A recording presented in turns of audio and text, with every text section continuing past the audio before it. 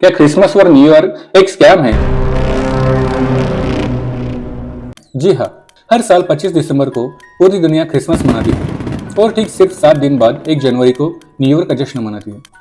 लेकिन क्या कभी आपने ये सवाल पूछा है कि क्या जीसस क्राइस्ट का जन्म सच में 25 दिसंबर को हुआ था? और अगर नहीं, तो फिर ये तारीख क्यों चुनी गई और न्यू ईयर 1 जनवरी से ही क्यों शुरू होता है?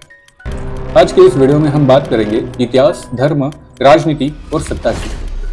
ये वीडियो किसी धर्म के खिलाफ नहीं है, ये वीडियो है क्यूरियोसिटी और नॉलेज के लिए। सबसे पहले हम जीसस क्राइस्ट के जन्म की बात करते हैं। बाइबल में जीसस के जन्म की एग्जैक्ट डेट कहीं पर भी नहीं लिखी है, कहीं पर भी नहीं। बाइबल बस इतना बताता है कि चरवाहे रात में खुले मैदान में भेड़े चरा रहे थे। इतिहासकार बताते हैं कि दिसंबर के महीने में यरूशलेम जैसे ठंड के इलाके में रात को खुले मैदान में रहना लगभग नामुमकिन था। इसलिए कई विद्वान ये भी मानते हैं कि जीसस का जन्म स्प्रिंग या ऑटम में हुआ था, मतलब अपने यहाँ पे वसंत ऋतु में हुआ था। तो फिर सवाल उठता है कि अगर तारीख ही पता नहीं थी तो 25 दिसंबर कैसे तय हुई? अब चलिए जीसस के पहले यूरोप में, एंशिएंट रोम में 25 दिसंबर के आसपास पहले से ही रोम में बड़े बड़े त्योहार मनाए जाते थे। उसमें से सबसे बड़ा त्योहार था सैटरनेलिया। सैटरनेलिया एक ऐसा त्योहार था जो खुशी, दावतें, तोहफे, नाच गाना और जश्न मनाते थे। और फिर आता था सोल इन्विक्टस, मतलब अजय सूर्य, god of light. Winter solstice के बाद दिन बड़े होने लगते हैं, अंधकार कम होता है, प्रकाश वापस आता है। रोमन के लिए प्रकाश यानी जीवन, सूर्य यानी शक्ति था।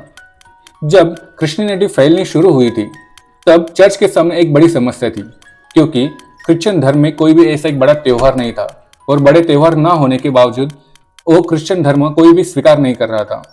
इसलिए लाखों लोग पहले से ही जो त्योहार को मनाते थे उन्हें रोकना तो मुश्किल था और मिटाना तो नामुमकिन था। तो चर्च ने क्या किया, एक नई स्ट्रेटेजी अपनाई। पुराने त्योहार को खत्म नहीं किया, बस उन्हें नया अर्थ दे दिया। जैसे सन का प्रकाश बन गया Jesus, light of the world. मतलब चर्च ये मानता था कि जीसस ही पूरे दुनिया को प्रकाश की ओर ले गया है, इसलिए और 25 दिसंबर बन गया जीसस का जन्मदिन। यानी क्रिसमस की तारीख धार्मिक से ज्यादा रणनीतिक फैसला था। अब बात करते हैं न्यू ईयर की।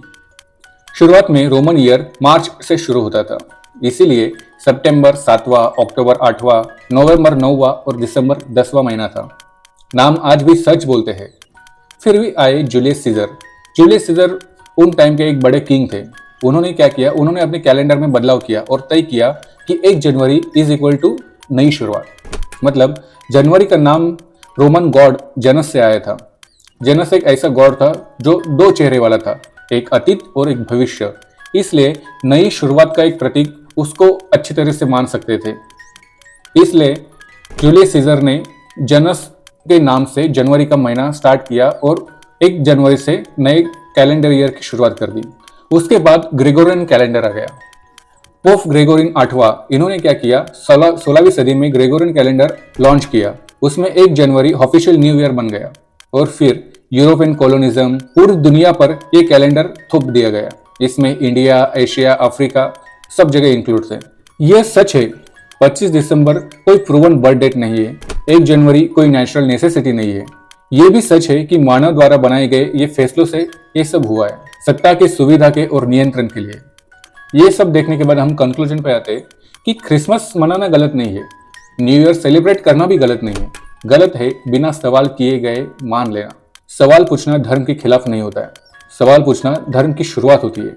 अगर ये वीडियो आपको सोचने पर मजबूर करे तो इसे शेयर कीजिए, क्योंकि सच जानना हर इंसान का हक होता है।